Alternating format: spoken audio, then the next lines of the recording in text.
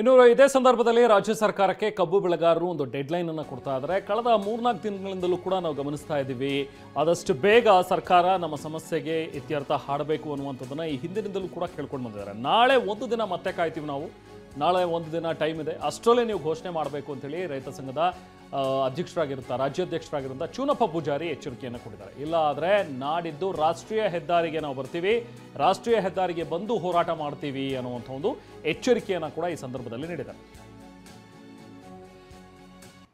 ನಾವು ಪ್ರತಿನಿಧಿ ಚೂನಪ್ಪ ಪೂಜಾರಿ ಅವ್ರ ಜೊತೆಗೆ ಮಾತನಾಡಿಸಿದ್ದಾರೆ, ಬನ್ನಿ ಅವ್ರು ಏನು ಹೇಳ್ತಾರೆ ನೋಡೋಣ. ಕೆಲವೊಂದಿಷ್ಟು ಕಿಡಿಗೇಡಿಗಳು ಕಲ್ಲು ತೂರಾಟವನ್ನ ನಡೆಸಿ ಹೋರಾಟವನ್ನ ಬೇರೆ ದಿಕ್ಕಿಗೆ ತಿರುವಂತ ಪ್ರಯತ್ನ ಮಾಡಿದ್ರ ಅನ್ನುವಂತ ಅನುಮಾನ ಒಂದು ಕಡೆ ಇದ್ರೆ, ಇನ್ನೊಂದು ಕಡೆ ಖುದ್ದು ಹತ್ತರಿಗೆಗೆ ಈಗ ರಾಜ್ಯಾಧ್ಯಕ್ಷರಾದಂತ ಚುನ್ನಪ್ಪ ಪೂಜಾರಿ ಬಂದಿದ್ದಾರೆ. ಸೊ ಅವ್ರನ್ನ ಮಾತಾಡ್ತೇನೆ. ಇವತ್ತು ಆಗಿರುವಂತ ಘಟನೆ ನಿಜಕ್ಕೂ ಏನಾಗಿರುವಂತದ್ದು? ಇವತ್ತು ಘಟನೆ ಏನಾಯ್ತಪ್ಪ ಅಂದ್ರೆ, ನಾವು ನಿನ್ನೆ ಮಂತ್ರಿಯವರು ಬಂದಿರೋ ಚಳವಳಿಯನ್ನು ವಾಪಸ್ ಕರೆದಿದ್ದೀವಿ.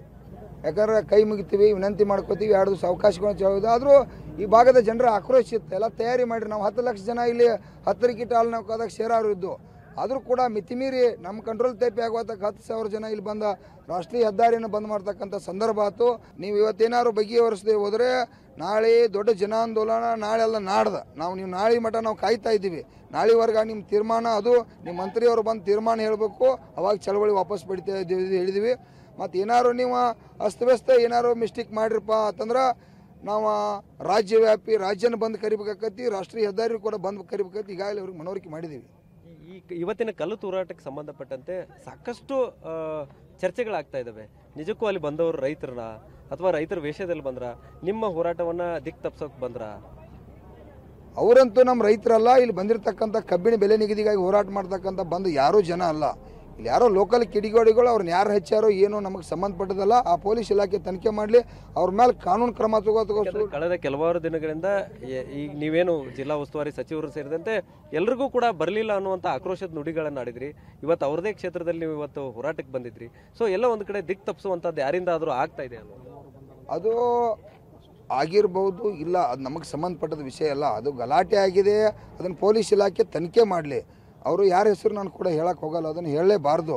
ಯಾಕಂದ್ರೆ ನಮಗೆ ಯಾರು ಕಳಿಸ್ಯಾರೋ ಬಿಟ್ಟಾರೋ, ಅದು ಗಲಾಟೆ ಮಾಡಿದವ್ರು ನಮ್ಮ ಹುಡುಗರಲ್ಲ, ನಮ್ಮ ಕಬ್ಬು ಬೆಳೆಗಾರಲ್ಲ, ರೈತ ಸಂಘದವ್ರ ಪದಾಧಿಕಾರಿಗಳಲ್ಲ. ಅದ್ರ ಮೇಲೆ ಪೊಲೀಸ್ ಅವರು ವಿಡಿಯೋ ಮುಖಾಂತರ ತೆಗೆದು ಅವ್ರು ಯಾರಾದರೂ ತಪ್ಪು ಮಾಡಿದ್ದಾರೆ, ಪಾಪ ಪೊಲೀಸ್ ಇಲಾಖೆ ಮೇಲೆ ಇವತ್ತು ನಮ್ಮ DSP ಅವ್ರ ಕೈ ನೋವಾಗೈತಿ ಇವತ್ತು. ಯಾಕಂದ್ರೆ ನಾವು ಹೋರಾಟನ ರೈತರು ಲಾಭ ಆಗಲಿ ಅಂತೇಳಿ ನಾವು ಕರೆ ಕೊಟ್ಟದಕ್ಕಾಗಿ ರೈತರು ಬಂದರು. ನಾನು ರೈತರ ಪರವಾಗಿ ಕ್ಷಮೆ ಕೇಳ್ತೀನಿ ಪೊಲೀಸ್ ಇಲಾಖೆಗೆ ಆಗಿರ್ತಕ್ಕಂಥ ಘಟನೆಗೆ. ಆದರೆ ಯಾರು ಆ ಗಲಾಟೆಯನ್ನು ಮಾಡಿದಾರೋ ಅವ್ರ ಮೇಲೆ ಕಾನೂನು ಕ್ರಮ, ರಸ್ತೆ ತಡೆದವ್ರು ಅವರು ಕಲ್ಲು ತೂರಿರ್ತಕ್ಕಂಥ ಬೇರೆ ಜನ ಐತಿ, ಅವ್ರ ಕಾನೂನು ಕ್ರಮವನ್ನು ಪೊಲೀಸ್ SP ಸಾಹೇಬರು ಅವ್ರ ವಿಡಿಯೋವನ್ನು ತೆಗಿಸಿ ಅವ್ರನ್ನ ಚೆಕ್ ಮಾಡಿ ಅವ್ರ ಮೇಲೆ ತನಿಖೆ ಮಾಡುವಂಥ ಕೆಲಸ. ಇವತ್ತೇನಾದರೂ ಹೇಳ್ತಾನೆ ಅಥವಾ ನಾಳೆವರೆಗೂ ಟೈಮ್ ಇಲ್ಲ, CM ಅವರು ಅದನ್ನು ಚರ್ಚೆ ಮಾಡಿ ಹೇಳ್ತೋದು ಕೂಡ ಹೇಳ್ಯಾರು. ಬಹುಶಃ ಮತ್ತು ಕೂಡ ಫೋನ್ ಹಚ್ಚರು ಕೂಡ ನಮ್ಮದು ಒತ್ತಾಯ 3,400 ರೂಪಾಯಿಗೆ ಬಂದಿತ್ತು. ಆ ಹಣವನ್ನು ರಾಜ್ಯದ ಮುಖ್ಯಮಂತ್ರಿ ಕೊಡ್ತಾರೋ ಗೊತ್ತಿಲ್ಲ, ಕಾರ್ಖಾನೆಯವರು ಕೊಡ್ತಾರೋ ಗೊತ್ತಿಲ್ಲ, ಅದನ್ನು ಕೊಡಲೇಬೇಕು.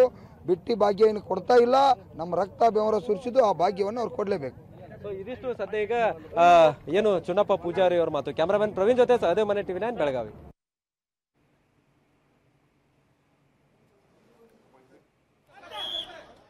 ಸೊ ಇದು ಚೂನಪ್ಪ ಪೂಜಾರಿ ಅವರ ಮಾತುಗಳು. ನಾಳೆವರೆಗೂ ಕೂಡ ನಾವು ಕಾಯ್ತೀವಿ, ನಾಳೆವರೆಗೂ ಒಂದು ನಿರ್ಧಾರವನ್ನು ಸರ್ಕಾರ ಪ್ರಕಟ ಮಾಡಬೇಕು, ಇಲ್ಲ ಅಂತ ಹೇಳಿದ್ರೆ ಮತ್ತೆ ನಮ್ಮ ಉಗ್ರ ಸ್ವರೂಪದ ಹೋರಾಟವನ್ನು ಮಾಡಬೇಕಾಗತ್ತೆ ಅನ್ನುವಂಥ ಒಂದು ಎಚ್ಚರಿಕೆಯನ್ನು ನೀಡಿದ್ದಾರೆ. ಈ ಸಂದರ್ಭದಲ್ಲಿ ಲಕ್ಷ್ಮೀ ಹೆಬ್ಬಾಳ್ಕರ್ ಕೂಡ ಮಾತನಾಡಿದರೆ ಸಚಿವರು, ಅವ್ರು ಏನು ಹೇಳ್ತಾರೆ ನೋಡೋಣ.